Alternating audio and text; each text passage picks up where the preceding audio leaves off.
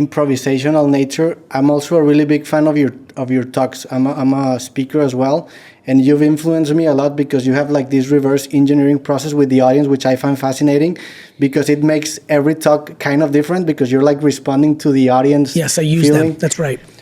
How, like, when did it all started? Because it takes right away. because I had like that really static talk, and then I took the leap of faith, and I like, if Gary Vee does it, I can do it as well. Good. And I started doing, and right now I have so much fun in this public event. And it's better, right? It's a lot better. Yeah. Like, you grow a lot, actually. Look, so here's probably the most flattering thing that has ever happened in my career. I'd never done television. Wine Library TV pops off in 2007, and I get invited to do the Conan O'Brien show. This is at the height of late night television in America in 2007. We don't pre-rehearse. I did not know that that was unusual. Later I did Ellen DeGeneres. Later I did the Today Show. Later I did a lot of TV, and they would always rehearse our thing. Conan didn't, because he's an improv, he's a writer, he's a fucking genius. I go and do the thing. You can find it on YouTube, anybody. Just type in Gary Vaynerchuk, Conan O'Brien. And it's fucking fire. Like, I don't love to give, like, I let others give me love. I'm confident and I'll talk in a certain way, but like, I won't say that was, I'm amazing. But it was good, right? And it's funny, and the time, like what you've observed, the timing's right. It's straight fucking improv. Like, at the highest level. Yeah. America's watching, there's a studio, and I'd never done television. At the height of it. First thing I've ever done. That's crazy. And it kills. It's the last segment of the show. By the way, he's like 6'7". Yeah, I saw him in Central Park a couple of weeks ago. He's so fucking tall. Yeah. Anyway, it ends. He goes, "Good night, America. Thanks, Gary Vee. Good night, America." Show ends. And he turns to me and he goes, "Where do you do comedy?" And I'm like, no, I'm a wine guy. And he said, "Get the fuck out of here." I don't think I understood how smart Conan was and how like respected in comedy, improv, writing. I didn't really know yet at the time. It's one of the greatest compliments I've ever been given.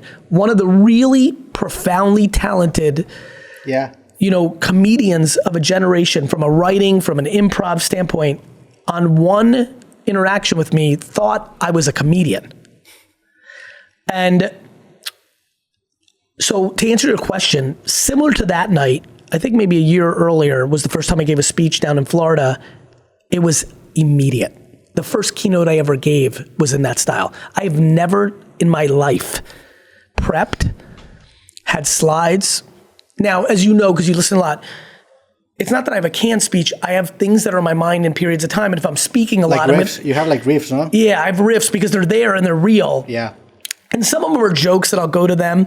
But yes, I think one of the reasons I've had a big speaking career is I'm contextual. Yeah. Right? If I go to Mexico right now and go give a talk, I'm going to make references to maybe what they did in the World Cup or what's happening in popular culture in a novella, or like I'm contextual. And then I'm contextual to the audience. If I'm speaking to a bunch of roofers, that's different than me speaking to a bunch of CMOs. Sure. If I'm speaking at a collectibles conference, that's different than I'm speaking to a B2B SaaS industry. And I have such a wide breadth of knowledge because I'm a practitioner that I'm always ready to speak. Yeah, I think you're contextual, but without losing your essence. Yeah. And you're also really good at recognizing patterns, which I think that's the essence of intelligence.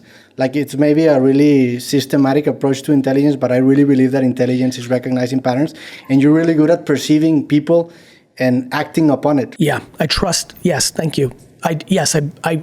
There's probably nothing I trust more than my initial read on a human being. What detonated that approach to life? Like, was it your parents, your education? I think it was my circumstance. I think, first, I think my mother has a lot of it. It's really funny when I think about my mother and father, I really genuinely do have, it's crazy. Like, and it's a joke in my family. The analogy is that because I was first, I got to pick all the best things. And, I really am, no question, my mother, father's son. Just the sheer best versions of them. Both my parents have tons of great qualities. Both my parents have shortcomings. I really took a lot of their best qualities. That's number one. Number two, my upbringing. I got very fortunate that I grew up with little. I'm an immigrant. I was born in the Soviet Union. Not a great place to be born. Came to America in the late 70s, a bad time in America, especially in New York. It was like ghetto, where we lived in Queens, it was like, and then New Jersey, and good diversity, and 80s, you'd go outside and play for 12 hours a day. And like, I was a grown up at 8 years old. I literally went outside and lived life. Like, my mom knew I was outside, but she didn't know where I was. So you just matured differently. I was the oldest of 3 kids. I was parented by my mother, who's amazingly emotionally intelligent. So not only did I have the natural ingredients, but then the fucking cooked it, right? Just a lot of things went well.